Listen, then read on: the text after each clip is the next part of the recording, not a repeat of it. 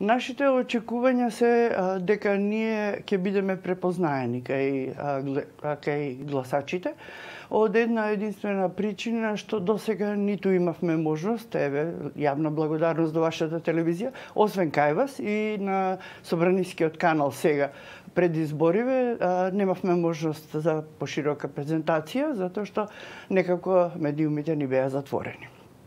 Така што ние немаме преголеми очекувања, меѓутоа сме луѓе кои што се обидуваат да внесат свежина во тој политички простор, затоа што ние никогаш не сме се занимавале со политика, секој од нас е сериозно исполнет или сериозно реализиран во својата област во која што работи, доколку граѓаните ценат дека треба да внесеме нешто ново во нашиот амбиент, тогаш поканети се да гласат за нас. Доколку сметаат дека им одговараат оние кои што можат повеќе или подобро, тогаш нека гласат за тие опции. Доколку сметаат дека оние кои што 10 години руинираа можат да обновуваат, нека гласаат таму. Така што ние сме растоварени од тоа дали ќе влеземе или нема да влеземе во собрание.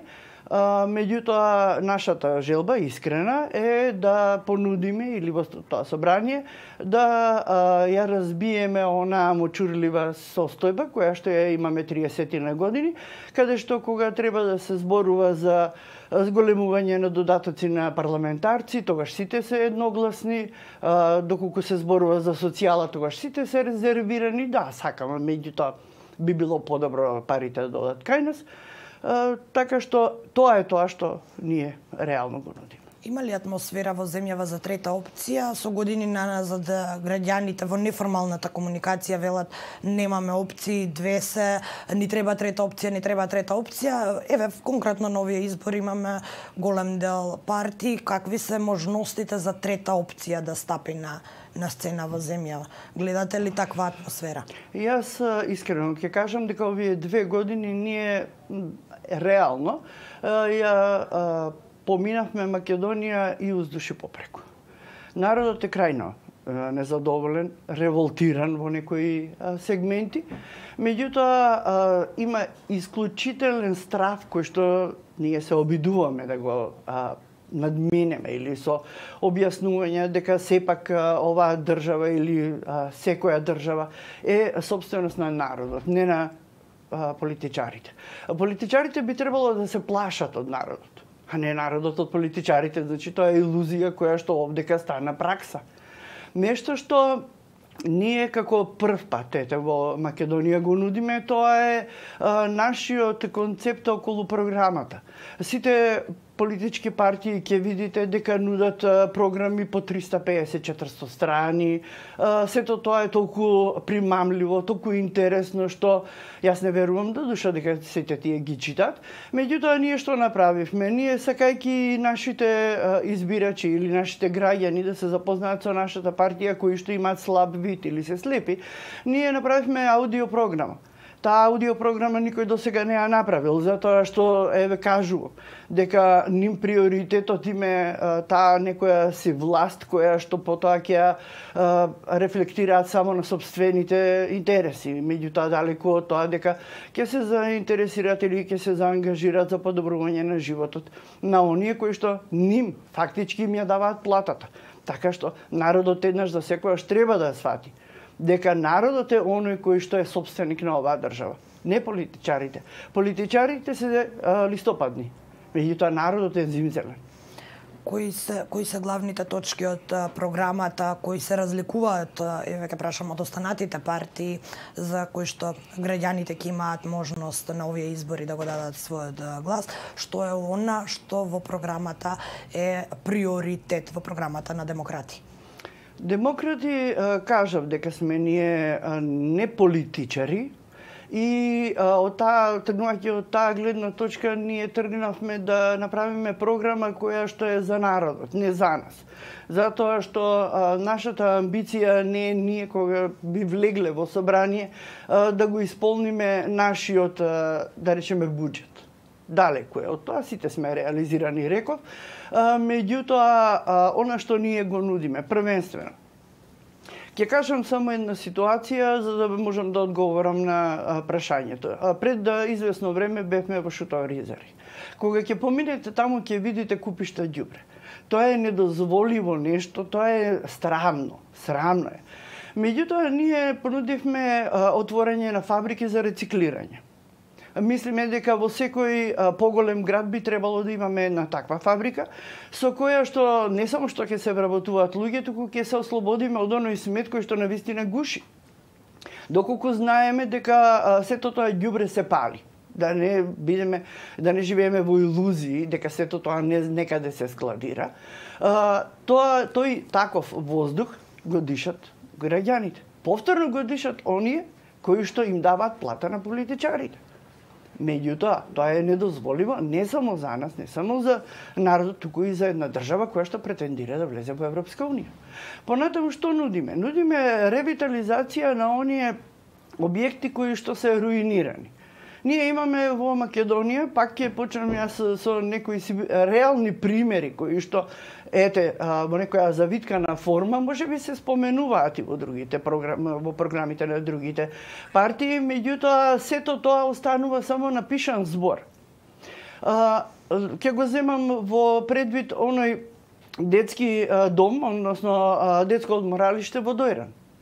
Тоа е, ќе ми извините на вулгарноста, можеби ќе звучи малку непријатно, меѓутоа тоа е јавен тоалет. Вие не смеете да дозволите прекрасен објект со огромна плажа, со сите можни инфраструктурни компоненти околу него, да остане руина. Зошто? Затоа што некој треба да го купи. Тоа е собственост на државата. Државата треба во рок од, па да не лажам, нека бидат 3 месеци, 4, да го ревитализира. Зошто зборувам за тој објект? Затоа што во негова близина имате населено место. Доколку го ревитализирате вие тој објект, тие луѓе од населеното место ќе се вработат. Се оно што произведуваат околу ќе дојде, да речеме, благопријатно за сите оние кои што ќе престојуваат таму. Вие можете да направите оброци само од она што се произведува во околината на тој дом. Значи, ништо подалеку. Што помагате? Помагате да се вработат луѓе, помагате земјоделството во невидени размери да се доразвие, она што го има, и помагате луѓето да не мора да ги чекаат прекупците и накупците за по 2 или 3 денари да им откупат зелка, а потоа да ја видите истата зелка на пазар за 25 денари килограм. Кај економијата ја прочита вашата програма, се осврнувате на стандардот, но во програмата е наведена и отворање на агенција за валоризација. Може ли да ни појасните што би било работата на оваа агенција за валоризација? Ќе тргнам само од фактот дека во нашава држава имаме толку многу администрација, толку многу квази администрација, која што ја гуши државата. Валоризацијата значи валоризација на работата на секоја она агенција, фонд, дирекција, како сакате наречете. Тоа се толку многу агенции, фондови, дирекции, не знам што не. Значи, валоризацијата значи дали таа агенција или дали тој фонд ја исполнил својата задача за која што е формиран. Или дали таа агенција е само едно партиско дувло во кое што ние ќе си ги примиме нашите партиски членови, со народните пари ќе ги плаќаме и потоа тие исти членови, односно вработени, не баре вработени, во таа агенција ќе ги примораме да ни донесат гласови, не само нивни, туку и на нивните семејства. Што значи? Со самата валоризација ние ќе помогнеме да видиме колку имаме, она што многу пати го зборувам јас, лажни дипломи. Ние пливаме овдека во образование кое што е недозволиво за една држава. Ние имаме толку многу институции кои што не баре се занимаваат со образование, кои што исто така треба да подлежат на валоризација. Се ова ќе биде опфатено со агенцијата за валоризација? Сите буџетски корисници? Да. Агенцијата има само една цел.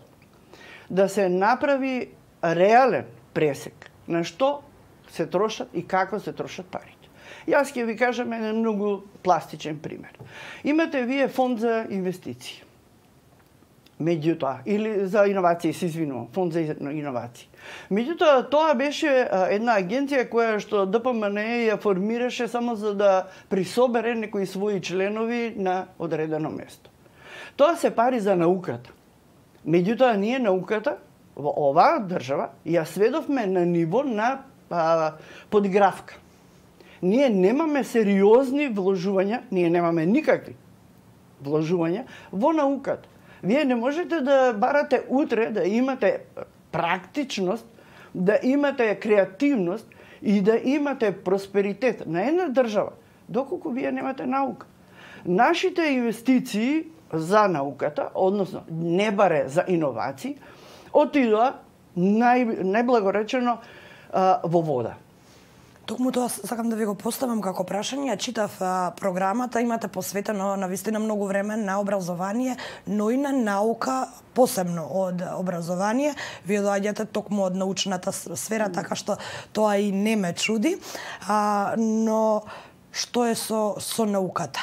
Еве сега го споменувате фондот за иновации, практично велите дека научните истражувања и фондот за иновации практично треба да бидат да си помагаат едни со други, можеби да се намалат парите кои се даваат за непродуктивни или за веќе видени иновации, што можеби веќе и не се иновации.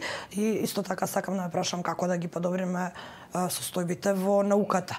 Го спомнавте вие неинвестирањето, но знаеме ние кај сме денеска на научно поле, знаеме колку не се прават истражувања и колку не се работи. Практично се ослонуваме на научните истражувања на други развиени земји, па само преземаме искуства. Можно е ли да се промени оваа состојба со оглед на фактот дека науката и образованието се малку уништени во последниве години? Не биле секогаш на толку ниско ниво?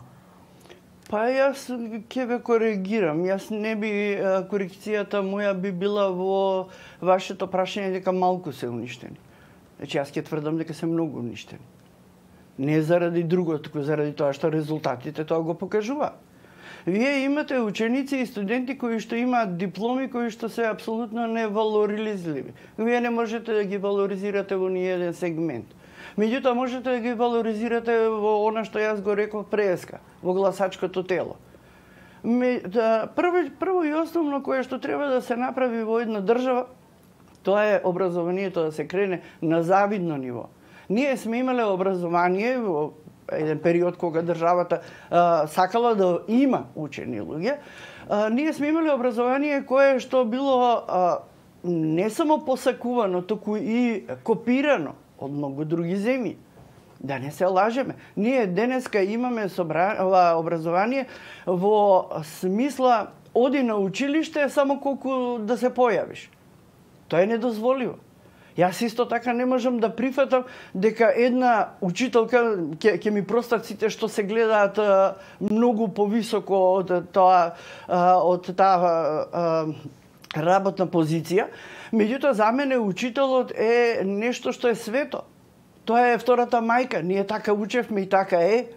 Затоа што вам едната биолошка мајка ви дала живот, меѓутоа оваа интелектуалниот живот ви го поттикнува и почнува да ве едуцира. И таа учителка ние сега ја сведовме напишувач на оценки. Тоа не смеме да го дозволиме. Да се саме исфрлено во спитниот. Ако ние дозволиме со оваа плата некој да ни ги чува 8 часа децата, пазите, само сега зборувам, би ги чува, не би ги образува. Затоа што ние во наставните програми, наставните планови ги направивме основните грешки. Не можете вие да учите по македонски јазик за Баба Джексон, а да не научите за некоја многу поучена и многу практична македонска приказна. Професорке, ние се знаеме токму од разговорите за купените дипломи, за проблемите во највисокото образование. Вие исто така и се соочивте со проблеми во Институтот за национална историја, бидејќи не сакавте да пропуштите неколкумина кои сметавте дека не ги заслужуваат докторатите. Па сакам тука и да ве прашам, бидејќи тешка е таа борба, вие од лично искуство зборувате колку ќе биде тешко за државата да се ослободи од овие појави? Зависи тоа кој ќе биде министер. Еве, јас ќе кажам, искрено, мене ми беше срам еден Спиро Ристовски, еден Пиштар Љутвију да ми бидат министри за наука, за образование и наука. Вие немате капацитет во тоа Министерство за образование и наука доколку имате такви министри. Меѓутоа, тие секогаш досега одеа по принципот на оноа кинеската. На малиот му е потребен уште помало од него, за тој да се чувствува голем. Не.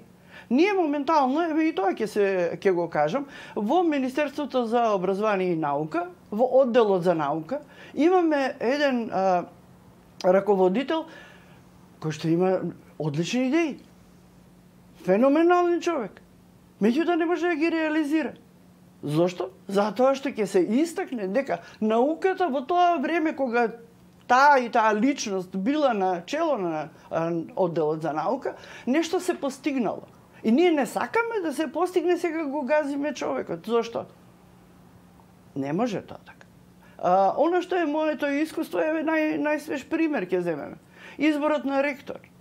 Токму тоа и сакав да ве прашам. Сакам да го искористам вашето присуство тука за став за изборот за ректор. Не помина без скандали, еве можевме да видиме и професори кои се откажаа бидејќи сметаа дека се откажаа од трката бидејќи сметаа дека не е легално, легитимна. Оно што јас ќе кажам е сега во овој момент лична моја забелешка. Прво ќе им честитам на тие што се откажаа, затоа што навистина покажаа доблест и покажа сила.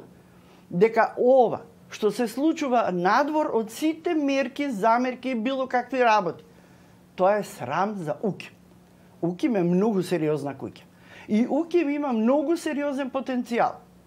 Меѓутоа, кога некој ќе дозволи, повторно ќе се повикам јас на тие од политиката, да премолчи еден ваков срамен избор, тоа е веќе дно на дното.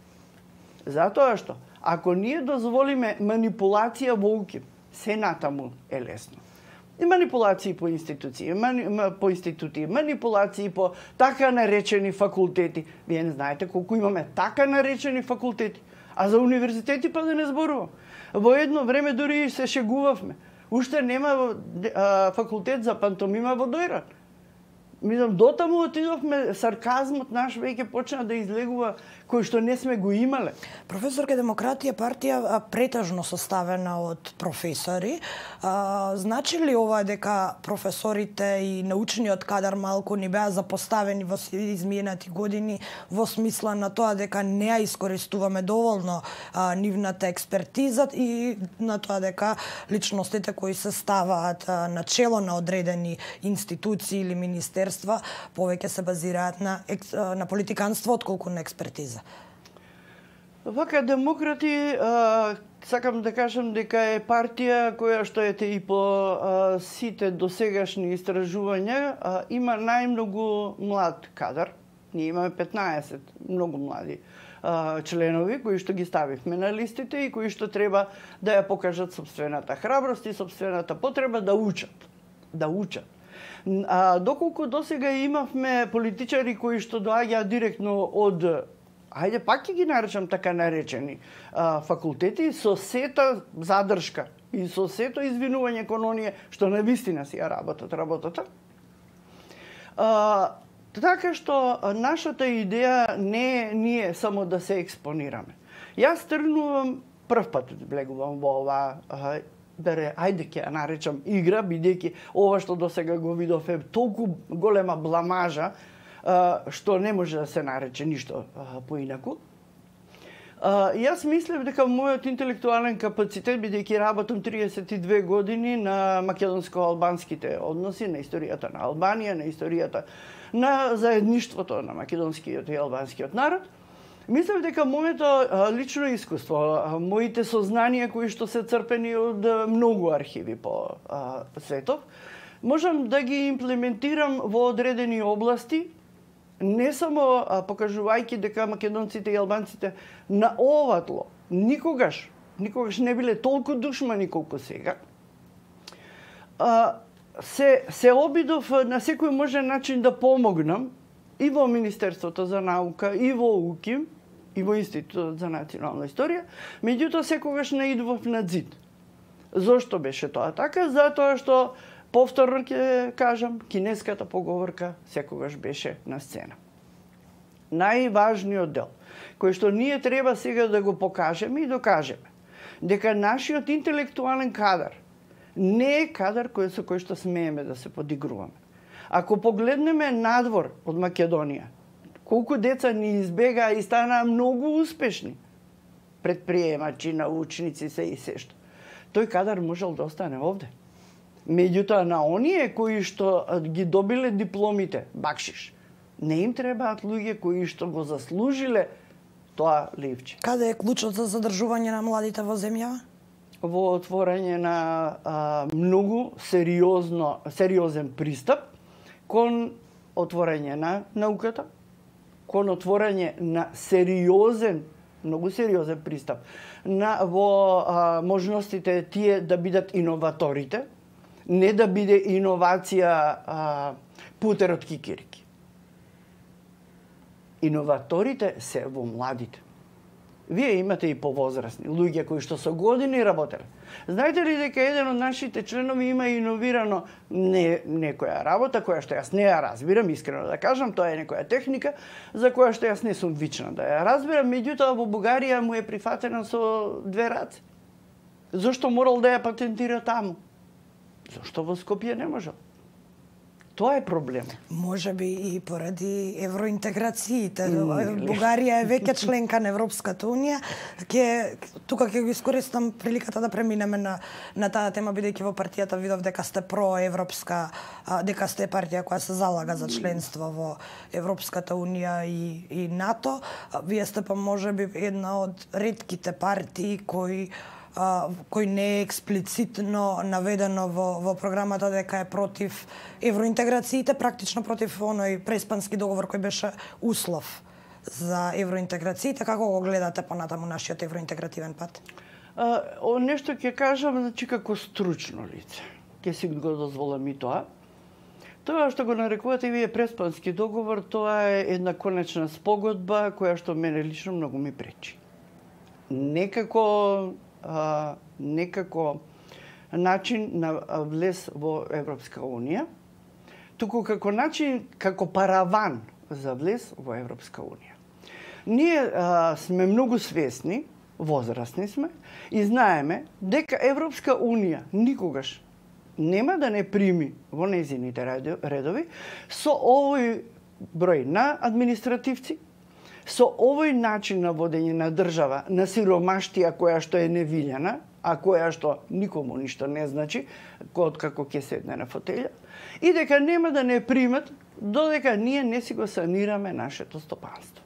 И затоа, јас тврдам, дека тој така наречен преспански договор, кој што пак ќе кажаме една многу гломазна и многу, јас ќе речем штетна, формулација, тоа е нешто што нам ни се сервираше во смисла да, ние го подпишуваме ова, на сите ни е тешко, ќе прифатиме да ни е тешко, меѓутоа да ни биде отворен патот. Меѓутоа, нашиот пат не е само што не е отворен, туку напротив сега имаме уште една многу поголема пречка.